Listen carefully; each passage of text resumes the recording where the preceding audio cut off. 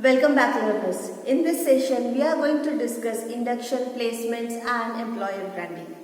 So far, in the previous lectures, we have seen in this subject MPRS, that is manpower planning, recruitment and selection, the various processes of recruitment and selection, and also the assessment of selection process. In today's part, we are going to discuss something which is the later part of selection process. Once the selection are done and employees join any organization, the first thing they face is induction program. What happens in this induction program, what is placements and how the placements become the source of future employees, and what is this new concept of employer branding, let us discuss in detail. So, about induction program. When employees join any organization, they go through induction program. This induction program is, yes, definitely designed in a structured and planned way. I am sure when you have taken admission into MBA curriculum or any college where you must have gone through an induction program, which is also nowadays being promoted by all the authorities, and the AICTE also has given guidelines to have an intensive induction program, especially for management students. Now, let us imagine or let us understand the importance of this induction program. Friends, when you are joining anywhere or any curriculum, this program helps you to know what you are going to do exactly. Yes, it will guide you the expectations from you from that curriculum or that organization, and also it will tell you what you are supposed to do and what you are supposed and not supposed to do. So induction program for the organization is the first impression of it in the minds of its employees. Yes, this is the opportunity for organization to create first impression. And how this first impression can be created? It's not just the matter of 1 or 2 sentences or one day. Some induction programs are month-long. Yes, AICTE has given the guidelines that the induction program for the MBA curriculum can extend up to 1 month, where all the MBA students will be given the knowledge about the fundamentals of management curriculum, and also their personality should be made ready enough to pursue all those management skills.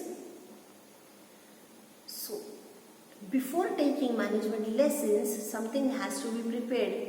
Like when doing any operation, a doctor prepares the patient's body.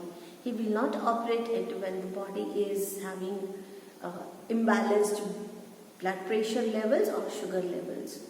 In the same way, when you are pursuing something, you must be ready.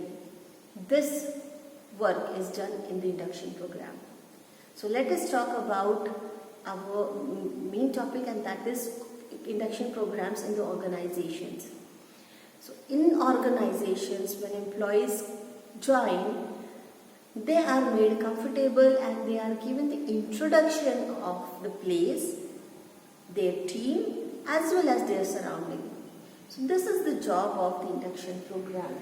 You can see here it is the first impression creation, as well as here the programming is done of the minds of the employees. What programming? So the employees will be told few things like what they are expected to do, what will be their job, where they are working, in what culture they are going to work, how that culture is, what are the cultural values those are maintained by the organization, what are the policies, practices and objectives of the organization these employees are supposed to practice or follow, what are the standards that are expected from them, then who is the team with which he is going to work, what are the expectations, and as well as compliances are also done here. So when the employee joins any organization, he will be having many questions in his mind. I don't know with whom I'm going to work, how my boss will be, whether he will be very aggressive and dominant, whether I will become the part of politics, or how is the atmosphere, whether I really fit into that organization or my team or not. So these all questions are there. So the first thing what induction program does is it breaks the ice. So ice breaking is done. How it is done? There can be small techniques that in ice breaking there are no formal things, those are imparted at the first place. So it usually starts with a very jolly kind of atmosphere where the induction program is taken by the instructors or HR people or the trainers, where the induction program allows them to know each other, their background. So self-introduction is one part where employees give their introduction to the team, teams give their introductions, and also a lot of knowing about each other happens here at the first place. So it is going to break ice. It can be done to say a few activities, some competitions or music concerts. Various companies are using various techniques for ice breaking, right? So small even team activities can be given here. So the induction programs are planned and structured. These are planned in a way that first ice breaking, later knowing about where they are, third what are their expectations, and fourth is compliances. So in compliances, the employees will be given all the support system, like they will be having their salary account. So opening a salary account, the procedure happens then and there only. So might be the bank people will be coming there and they will be there giving them the checkbooks, their passbooks for the banks and account details, everything is.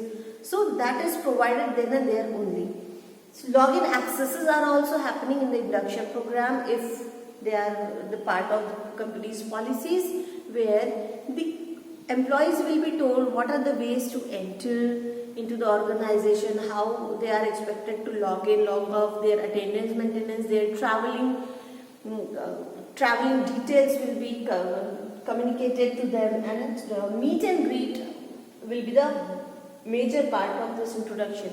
Here the organization has the opportunity to tell at the first place to the employee that what he is supposed to do and what are the values those are imparted. So about values, like Tata Group conducts 4 days program for introduction. Let us come to second part, and that is placements.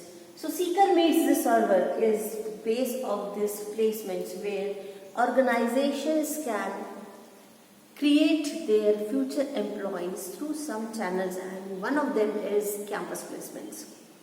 So friends, campus placements are made to hire the suitable and probably the ready-made employees for the organization.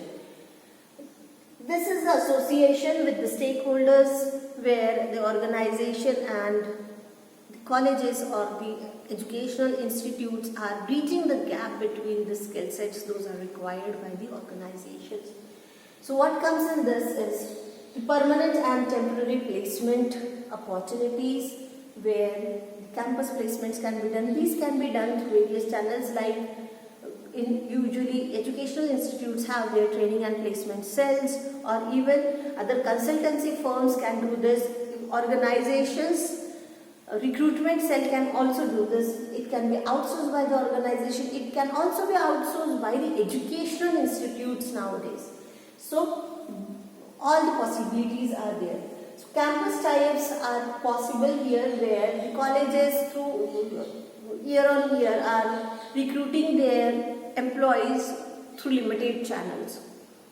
So they will be selecting few colleges and they will be recruiting from those educational institutes.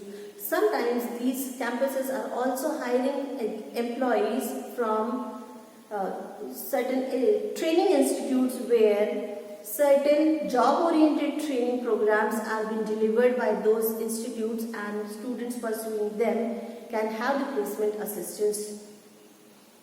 Campus drives are happening. Pre-placement offers can be encashed or materialized by the students when they go for summer internship programs. Pre-placement trainings are also provided by the organizations when it comes to, especially with the technical jobs. Selection tests are also designed and been given, and the job-oriented courses are also a part of the placements nowadays. So what happens here then, sometimes the pre-placement or placements are done even 6 months earlier to their passing out of their educational degree. And this is because in these 6 months, the candidate is preparing its mind for that particular organization. Now, what is the benefit of this to the organization? An organization is saving a lot of hiring cost here, lot of training cost here, and especially the time which is required to the organization to find such suitable people is being very much saved here. So this is the benefit of placements. And one more thing, the placements are not the compulsory part of the educational institutions, but it is a complementary. When the educational institutes provide that assistance, it builds the goodwill of the education institute as well as employer branding. This is the third part of this lecture. So I hope these two are pretty clear with you, and this is quite a new deep concept used in this term in last 2 decades. What employer branding is. So let us understand why the employer needs a branding, and because the organization is already doing the promotion and a lot of advertisements. So this employer branding here happens through one of the important source of its stakeholders, and that source is employees. Now, how employees can help the organization to build its brand? So it is the organization who is conveying its employees as well as prospective employees what is the work culture and what that organization is providing them. So why to work with us? So where you will find is you meet.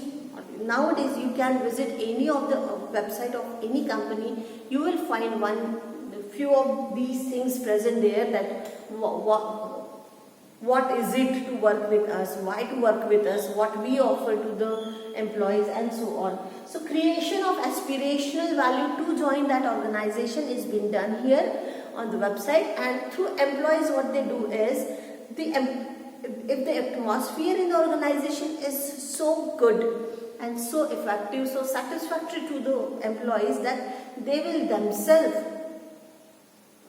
promote the organization through word of mouth to their personal circles. So what employer offers is being told here, growth opportunities are being given, those are conveyed. Image branding and image building happens through this channel. The sharing of success story is one of the part where the organization has the opportunity to build its image in the minds of employees and future employees, and also the stakeholders related. So goodwill creation, benefits offered by the organizations are told, and best practices are also communicated to the world. Through employees, this is happening a lot. So this is employer value proposition. This is a new term here, EVP. Employer's value proposition is being calculated, built and promoted. So this is what in short about the employer's branding. And friends, when employer's branding happens, if one company is successful in doing that, other companies are definitely going to follow. So overall, if you'll see the whole industry or all the job market is being communicated to with these kind of methodologies or strategies, and probably in the next lecture we will be discussing what are the employer branding strategies those are created. So these strategies usually include creating such atmosphere so that the employees will themselves promote these type of. So if you ask what is it like to work with Google, so Google employees will tell you their experience. So the customer experience or candidate experience, I can say here the employee experience is being shared, and that creates the value in the minds of whosoever listens to it. So friends, this is all about these three terminologies for this lecture. Until and unless I bring you the next management lesson, keep watching and keep learning. Thank you.